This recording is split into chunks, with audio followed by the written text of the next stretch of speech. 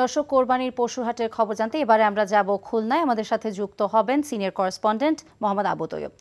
তৈয়ব, শেষ দিনে হাটে বেচাকেনা কেমন দেখছেন এবং ক্রেতা বিক্রেতারা কি বলছেন আমাদের জানান।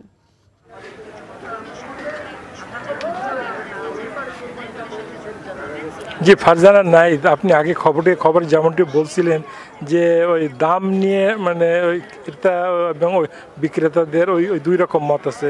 ওরা বিক্রেতারা বলছেন যে দাম কম বলছে, আবার ওই ক্রেতারা বলছেন যে দাম একটু বেশি চাচ্ছে। তা আমি এখানে খোঁজ নিয়ে জেনেছি, এটা হলো আমি রয়েছি খুলনার একমাত্র পশুর হাট, খুলনা সিটি কর্পোরেশনের একমাত্র পশুর হাট।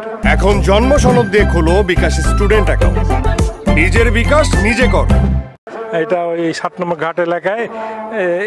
এখানে আজকে দুপুরে 1টা পর্যন্ত সিটি মেয়র আমাকে জানিয়েছেন 2670টি গরু মাত্র বিক্রি হয়েছে।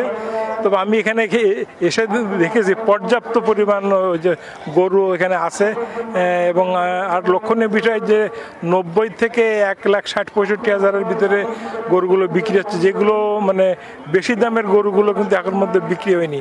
আপনি জানেন খুলনাতে আমি 2 দিন আগে নিউজ করেছিলাম যে বাগেরহাটের শান্ত বলে একটা গরু প্রায় 20 মণ হবে, 8 লাখ টাকা দাম হাঁকিয়েছিল, ওটা কিন্তু এখন পর্যন্ত বিক্রি হয়নি।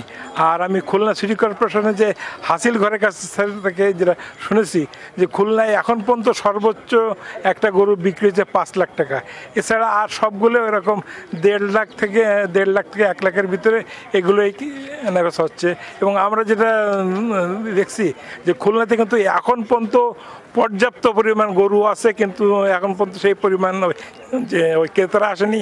অনেক ওই বিক্রেতারা তাপের কারণে এখান থেকে ফিরে যেতে চাইছেও, কিন্তু নিয়ম আছে যে ফিরে যেতে চাইলে তাদের হাসিল দিয়ে এখান থেকে ত্যাগ করতে হবে, যে কারণে তারা ফিরত যেতে পারছে না।